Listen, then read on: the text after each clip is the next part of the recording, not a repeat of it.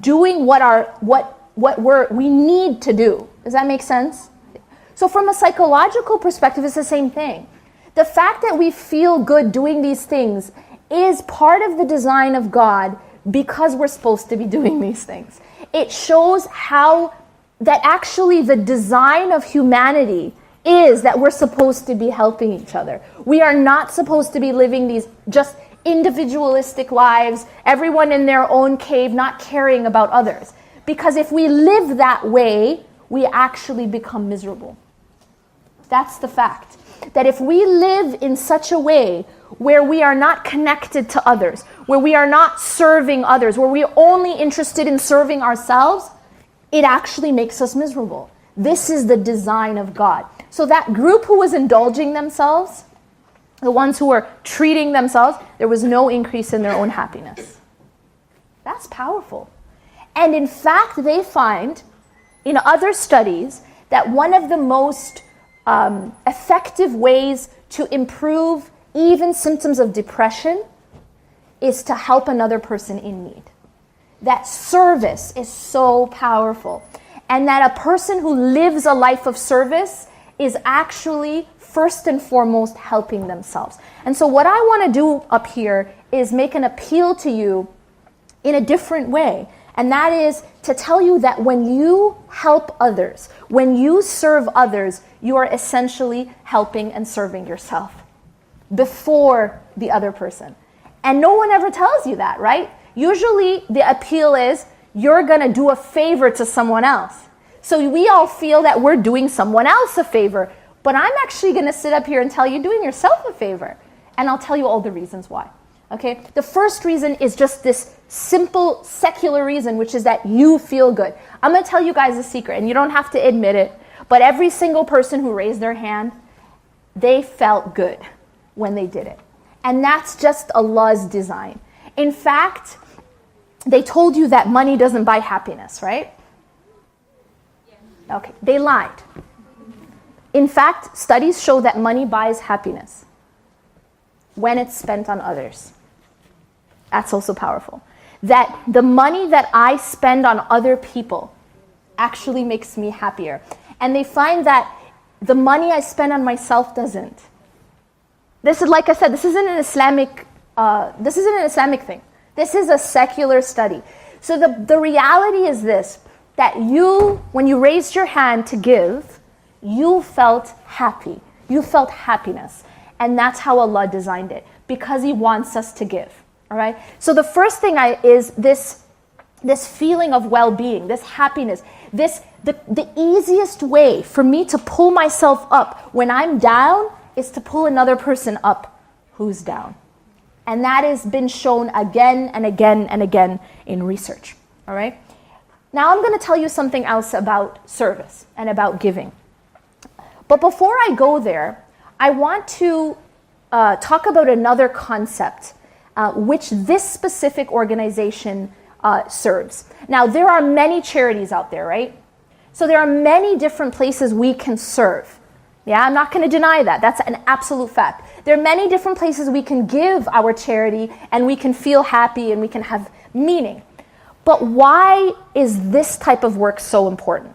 And that's the other point that I want to make now. And I'm going to tell you why. I don't even have enough time to tell you how many references Allah and His Messenger have about justice. I don't actually have enough time, but I'm just going to try just to read a couple of them. In the Quran, Allah subhanahu wa ta'ala says, "We sent our messengers with clear signs and sent down with them the book and the measure." Why? Listen to this. "In order to establish justice among the people." That this is so important of a concept in our deen, that Allah is saying that that's the reason He sent down the messengers with the signs, to establish justice. This is how important justice is to Allah subhanahu wa ta'ala. Allah in another, and that was chapter 57 verse 25. In another chapter, Allah says what's translated as, Allah commands justice and fair dealings. And that's chapter 16 verse 90. What does that mean? Allah is commanding it, meaning it's fard. It's obligatory. He is commanding that we deal with justice. That this is an obligation upon every single one of us. In another ayah, he says, O you who believe, be upright for Allah and be bearers of witness with justice. And that's chapter 5, verse 8. But one of the most powerful ayahs that always strikes me, and you guys have probably heard this, I want you to reflect on it. Allah subhanahu wa ta'ala says, in chapter 60, he says,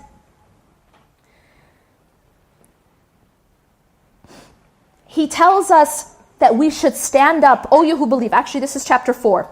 Listen to this. O you who believe, stand out firmly for justice as witnesses to Allah, even if it is against yourselves, your parents, and your relatives, or whether it is against the rich or the poor. Do you understand how important justice is as a principle in our deen?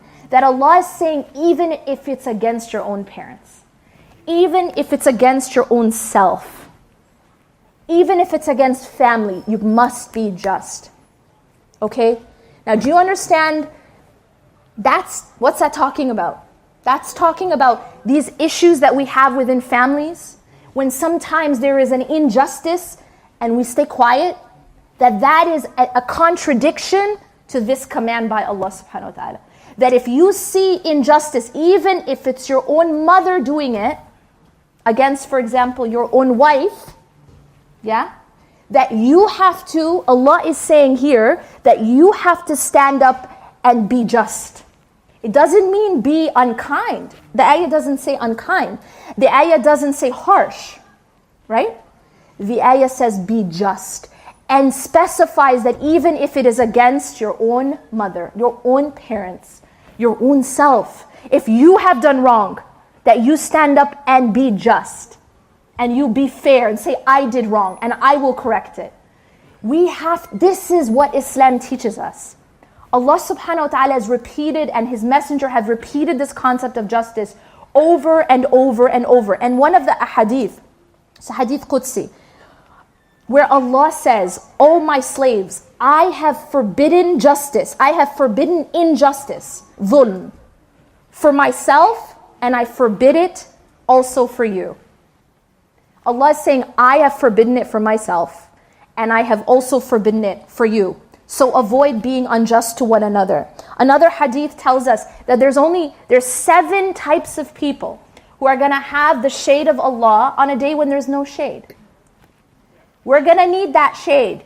And he says that one of those 7 categories is a just leader. A just leader. Why a just leader? Because when you have power, you can kind of do whatever you want, right? And so it's when you have power and you continue to be just, that it's such a high reward that you are among the 7 who have that shade on the day of judgment. Now, what is this talking about? Is it only talking about the leader like Trump? Is it only talking about the president? Well, no, because guess what? There are leaders of the family. Yeah, sounding familiar? That there are leaders within a community. There are leaders within a masjid. You might be a leader within your school. You might be a leader within your company. Even a leader within your home. But when you are just, that this becomes such a high reward. That Allah subhanahu wa ta'ala says that you will be among the 7 who, when there's no other shade. You know, the thing is about justice. I want to tell you something very interesting about this concept of justice, and the opposite of it, which is called dhulm. It's very interesting to note that when Allah subhanahu wa ta'ala talks, for example, about shirk. What's shirk? To associate partners with Allah. Yeah, we all know this is the worst sin, right? Yes? When Allah talks about shirk in the Quran, in Surah Luqman, He says, "Inna shirka la dhulmun azim." He says that shirk, associating a partner, how does He describe shirk? He says that shirk is a great injustice. Do you see how He's describing shirk? That it's actually an injustice, it's dhulm. Remember that word, dhulm. This is how much Allah hates dhulm. This is how much. He's saying that shirk, the way he describes associating partners with Allah, is that it is a great dhulm, an injustice. An injustice against whom? An injustice, well, let's talk about shirk, for example. When I associate a partner with Allah subhanahu wa ta'ala, may Allah protect us all. Who am I being unjust to? Well, first and foremost, Allah subhanahu wa ta'ala. Because it's only Allah who has the right to be worshipped alone. And when I worship other than Him, I have done injustice. Because only Allah has that right. Make sense?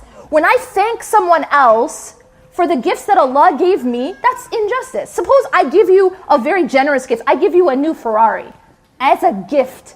And you go and you thank someone else. You're doing injustice because the other person didn't give you it, right? And so shirk is a dhulm against Allah subhanahu wa ta'ala. But it's also a dhulm against someone else. Does anyone know? Your own self. When Allah subhanahu wa ta'ala talks about sin, do you know how Allah describes sin in the Quran? A dhulm against oneself. That's deep. That when I commit a sin, I am actually doing injustice to myself. Myself. Even if I never hurt another person. Even if my sin is between me and Allah subhanahu wa ta'ala. It does not involve the rights of another person. And yet Allah says that it is a dhulm against my own self. These are all the worst thing that the worst things Allah describes them as dhulm. This is how important justice is as a principle. Now that brings me to this cause.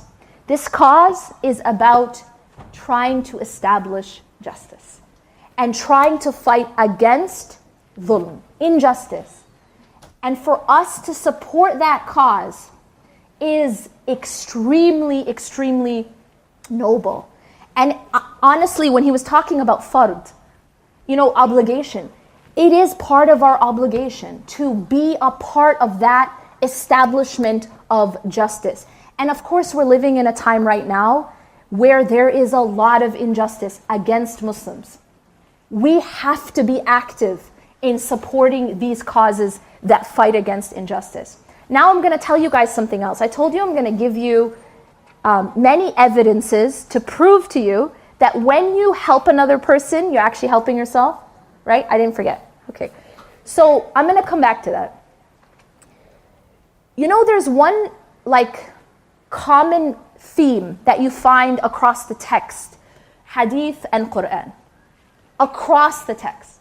Many ayat, many ahadith. And that theme is this. That however I am with the creation is how Allah will be with me. You see that theme? That's a very powerful lesson. And it's a powerful theme. However I am with the creation is how Allah will be with me. Do you want me to prove it to you? Hadith. The Prophet ﷺ says that show mercy to those on the earth. And what will happen?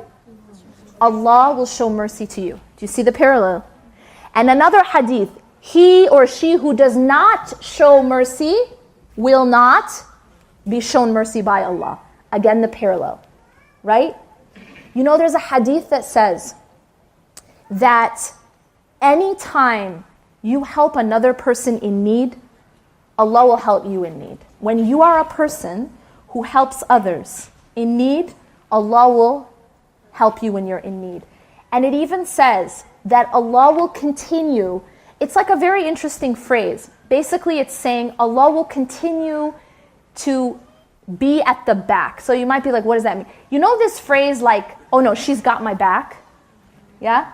Allah is saying this. Allah is saying He will continue to have your back. He will continue to have your back as long as you continue to have the backs of the other people, of the believers. So Allah is promising to continue to have our backs, to continue to support us, so long as we continue to help others and be in the service of others. But if there's any reason, right? If everything I said isn't enough, if there's any reason to be in the service of others, it would be this one. And that is that Allah subhanahu wa ta'ala tells us that when we help someone in need in this life, when we're standing on the day of judgment in front of Allah subhanahu wa ta'ala, you know the day when we're going to be desperate, right? The day Allah tells us that people will be so desperate that they're willing to ransom their own children to protect themselves. I'm sorry, children, to tell you this, but this is, and may Allah protect us from that. That is the wrongdoers.